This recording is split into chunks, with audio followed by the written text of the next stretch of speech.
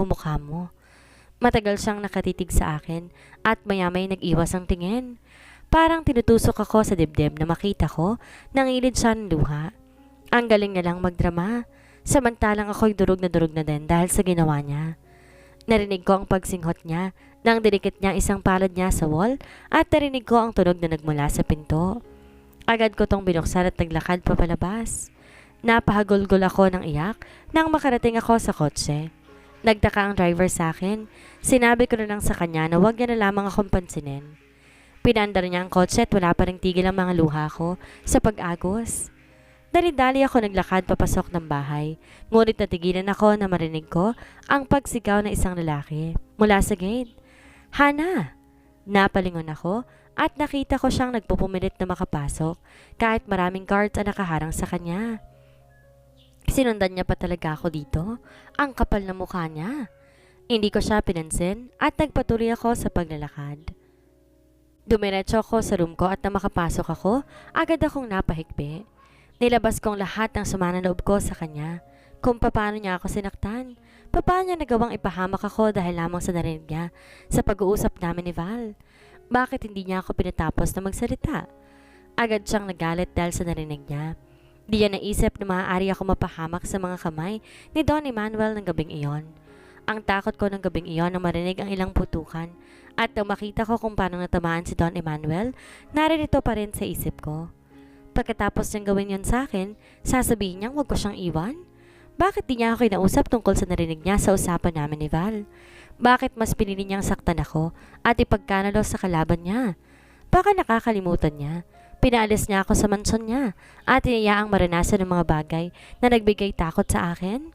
Basta-basta ko nilang ba siyang babalikan kahit nakita ko siyang kasama ng alis na yon? Ano naman ang ginawa nila sa mansyon kung gayon? Akala niya siguro mauuto niya pa ako. Sinuntok ko ang unang na hawak ko at ini-imagine ko na mukha niyang sinusuntok ko. Muntik niya pa akong angkinin kanina kahit na ayaw ko at yun ang isa sa kinasama ng loob ko. Napakaraming atraso niya sa akin, kaya magdusa siya. Kainin niya lahat ng sorry niya. Sinaktan niya ako kaya bahala siyang masaktan dahil sa katangahang ginawa niya. Bumukas ang pinto at agad akong tumigil sa pag-iyak at nakita ko si Mom na pumasok. Tumabi siya sa akin at niyakap ako. Ang sabi ng guard nandun siya sa labas at nagpupumilit na pumasok. Ano nangyari sa pag-uusap ninyo? Napailing ako sa kanya at pinahiran ng mga luha ko. Wala na, Mom. Tama na siguro, pagod na ako. Shh! Nandito lang si Mommy. Hindi kita iiwan. Sige lang, iyak mo lang lahat. Everything will be fine, anak. Dahil sa kakaiyak ko, nakatulog ako. Nang magising ako, wala na si Mom sa tabi ko. Napahilot ako sa ulo ko. Ilang oras na pala ako nakatulog. 6:00 na nang tingnan ko sa orasan na nakasabit sa wall. May narinig akong pagkatok mula sa pinto, kaya dahan-dahan akong tumayo at naglakad. Pagbukas ko ng pinto, bumungad sa akin si Hiro. Nakasuot siya ng NBI uniform at tila kakarating niya lamang. May baliw doon sa labas ng gate na nagpupumilit makausap ka. Sabihin mo lang kung tatadtarin ko ng bala at gagawin ko yon ngayon din. Napakunot noo ako dahil sa sinabi niya. Anong ibig mong sabihin? Si Mondragon nasa labas ng gate at gustong makausap ka. Ang sarap ng bigwasan ng mukha niya eh. Buti sana hindi siya maabutan ni Dad dahil baka masasapak talaga siya ni Dad. Napaiwas ako ng tingin dahil sa sinabi niya. How are you? How is the annulment process? Napirmahan niya na ba? Bakit parang baliw siya doon sa labas? Lalabas muna ako. Di ko pinansin ang tanong niya at naglakad na ako palabas ng bahay. Napatigil ako dahil umuulan pala. Agad akong kumuha ng payong at nakiusap sa guard na buksan ang gate. Bakit di pa siya umaalis ilang oras nang nakalipas? Nakita ko ang kotse niya nakaparada sa labas. Agad ko siyang nakita na lumabas na makita niya ako. Nabasa siya ng ulan at naglakad papunta sa pwesto ko. Umuwi ka na dahil ayoko pa rin makipagbalikan sa'yo. Hana, please. Nirinok ko lahat ng pride ko, kausapin mo lamang ako. Ayokong pumirma sa annulment. Ayusin natin to, wife. Makinig ka sa sasabihin ko. Umalis ka na. Ayoko na, Hendrix. Kahit ano pang sasabihin mo, wala na akong pakialam pa. Hinawakan niya ako sa kamay at napatitig ako sa kanya. Why? Why don't you try to hear my side? Ganon mo ba talaga siya kamahal? Umamin ka nga sa akin. Ni minsan ba may naramdaman ka pa rin para sa akin, Hana? Wala, diretsa kong sabi. Napayuko ako dahil naiinis ako sa sitwasyon namin. Nagpupumilit ang puso kong makaganti sa nagawa niya sa akin. Please, pakipirma ng annulment paper. Panaiwan doon sa table ng office mo. Magpapakasal na nga kami ni Val. Nakita ko kung paano nagulat ang mukha niya. Saglit siyang napatulala at mabilis na napailing. Mahal, no. You cannot do this to me, Hana. No, please, don't do this. Binawi ko ang kamay ko at tumalikod sa kanya. Napahikbi ako nang maramdaman ang pagyakap niya mula sa likod ko, kaya nabasa na rin ako. Nabitawan ko ang payong na hawak-hawak at pilit na inaalis ang braso niya na nakapulupot sa akin. You can't do this to me, wife. Naramdaman ko ang panginginig ng tinig niya, ngunit ayoko na kaawaan siya. Hindi nga siya naawa sa akin na magmakaawa ko sa kanya. Bago niya pa ako naramdam, nanginginig ng tinig niya, ngunit ayokong kaawaan siya. Hindi siya naawa sa akin na magmakaawa ko sa kanya bago niya ako pinaalis at pinagkanalo kay Don Emmanuel. Hindi niya naisip ang takot ko ng gabing iyon. Hindi na kita kailangan, Hendrix. Wala kang puwang sa buhay ko. Kahit pamahigpit ang pagkakayapos niya sa akin, pinilit ko pa rin makaalis sa kanya. Hindi ko na siya nilingon pa kahit papaulit-ulit. Niyang tinawag ang pangalan ko. He needs to taste his own medicine. Hindi niya alam kung gaano niya ako sinaktan, kaya bagay lamang sa kanya ang nararamdamang sakit na naramdaman ko nung sabihin niya yon sa akin. Hana, you cannot do this to me. Hana, nakita ko naghihintay si Hiro sa pinto at nagtaka siya dahil basang-basa na ako. May sinabi siya sa akin ngunit hindi ako sumagot at diretso lamang ako sa paglalakad. Nagkasalubong ko din si Mom sa hagdan at nagtataka siya. Anak, bakit basa ka? Saan ka nang galing? Maliligo na muna ako, Mom. Hindi ko na pinansin pa ang tanong niya at dali-dali na akong pumasok sa room ko. Dumiretso ako sa banyo at napahawak ako na mahigpit sa doorknob. Agad akong napahagulhol ng iyak, napadaosto sa sahig. Napayakap sa sarili ko dahil sa ginaw na nararamdaman ko. I hate you, Hendrix. I hate you so much. Iyon ang paulit-ulit na sigaw ng isip ko. Ilang minuto rin akong nakaupo lamang sa sahig at umiiyak dahil pakiramdam ko bukas hindi ko na siya makakaharap katulad ng nais ng puso ko. Galit ang nararamdaman ng puso ko at hindi ko maintindihan ang laman ng isip ko. Marami ang pumipigil sa akin nung nakita ko siya kanina, ngunit mas pinili ko pang sundin ang laman ng puso ko. Nasaktan ako at nais itong gumante, kaya't sinunod ko ang sigaw nito kahit na iba ang nasa isip ko. Sa itaas, dahil siyang mas dapat na masunod. Ngunit hindi iyon ang nanaig sa akin.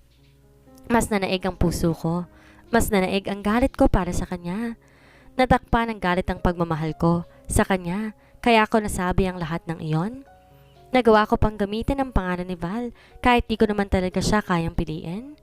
Napasimangot ako habang nakatitig sa kanya. Nang kumalma na ang pakiramdam ko, tumayo ako at binuksan ang shower. Ang bigat ng pakiramdam ko paglabas ng shower room. Pakiramdam ko lalagnatin ako. Tiniyo kong buhok ko at tumabas ng kwarto dahil nakaramdam ako ng gutom. Pagdating sa dining room, kumpleto na silang lahat at ako na lang hinihintay. Napatitig silang tatlo sa akin nang maupo ako sa tabi ni Mom. Walang umimik isa man sa kanila at naramdaman ko na lamang. Inabutan ako ni Dad ang pagkain. Don't stress yourself, my daughter. Nakakasama yan sa apo namin. Hayaan mo ng mga taong ayaw sa'yo. Nandito kami ni Mom at ng kapatid mo. Ngumiti ako ng pilit kay Dad. Talayo kong pag-usapan ng mga bagay tungkol sa amin. Nasabi ko na mga salitang nagpapasakit sa akin sa damdamin ko. Nakaganti na ako pero hindi naman ako naging masaya. Marahil hindi na rin niya ako kukulitin pa dahil doon. Siguro papayag na rin siya na pirmahan ang annulment paper at tuloy na makikipaghiwalay sa akin. Pinilit ko ang sariling lulukin ng kinakain ko dahil bigla na lang may bumara sa lalamunan ko nang sumagi sa isip ko na baka nakapirma na siya ngayon sa annulment paper at naiwan ko sa table niya. Hindi ako mapakali. Gayong kasalanan ko naman kung bakit nahihirapan ako ngayon. Pero may kasalanan din naman siya kaya umabot kami sa ganitong sitwasyon. Di ko naubos ang pagkain na nasa plato ko. Agad na ako nagpaalam sa kanila. Nawalan ako ng gana. Ang gusto kong gawin ngayon magpahinga at kalimutan ng mabigat na nararamdaman ko. Napatitig ako sa phone ko habang nakaupo sa kama. Napadako ang paningin ko sa phone number niya at agad kong pinatay ito dahil baka magpapakatanga na naman ako at tawagan ko na naman siya.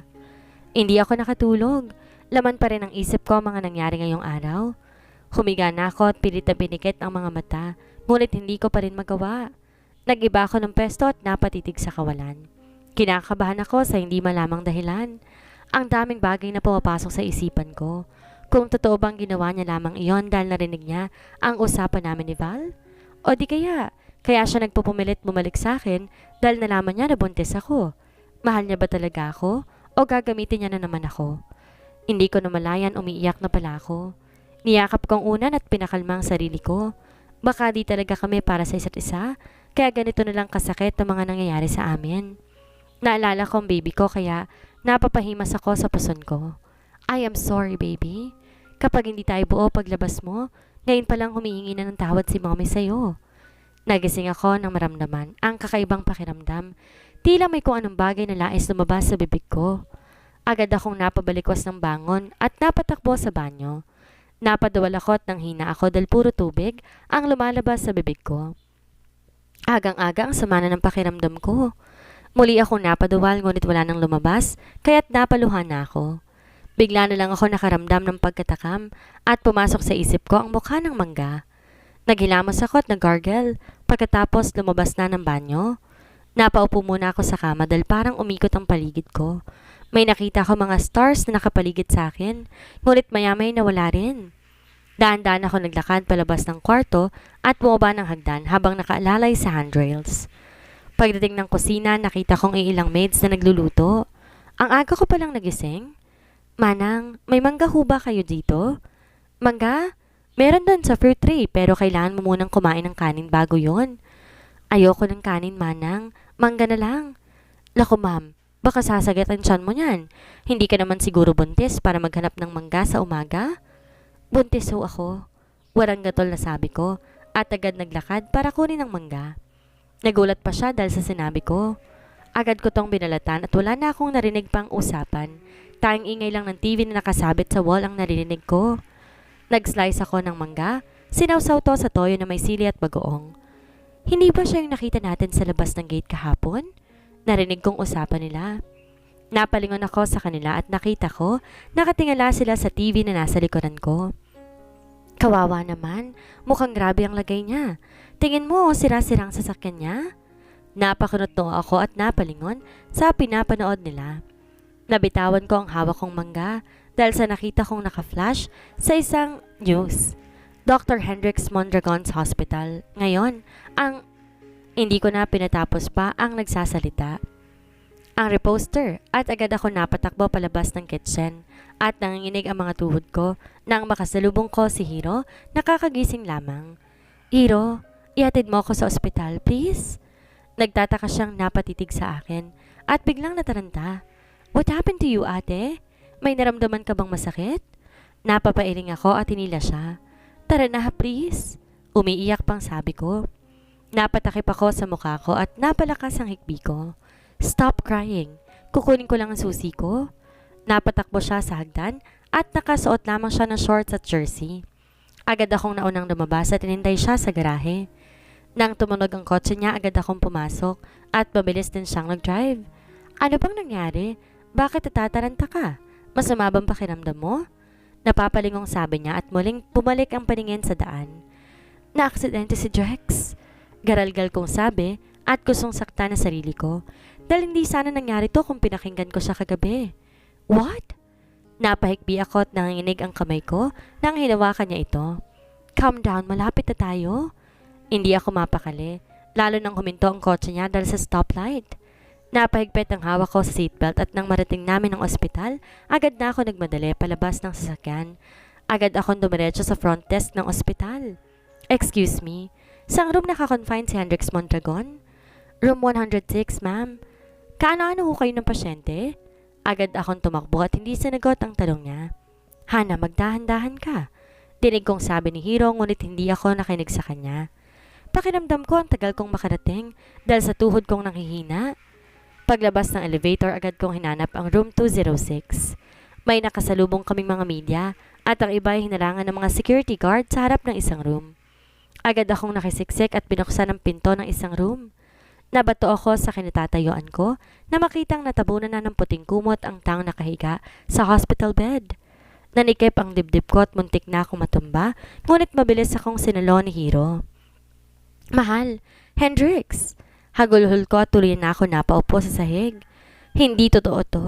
No! Hindi niya ako iiwan. Napalakas ang pag-iyak ko nang pinatayo ako ni Hiro. Pakiramdam ko'y sobrang bigat ng mga paa ko papunta sa gilid niya. Napayakap ako sa kanya habang, No, mahal. Huwag mo akong iiwan. Hindi ko sinasadyang sabihin yun. Maniwala ka. Ate, hinila ako ni Hiro ngunit tinabig ko siya. Natigilan ako na may marinig akong hagulgol ng iyak mula sa likuran. Mahal? Natuod ako at nakita isang babae na umiiyak at napatakbo sa tabi ko.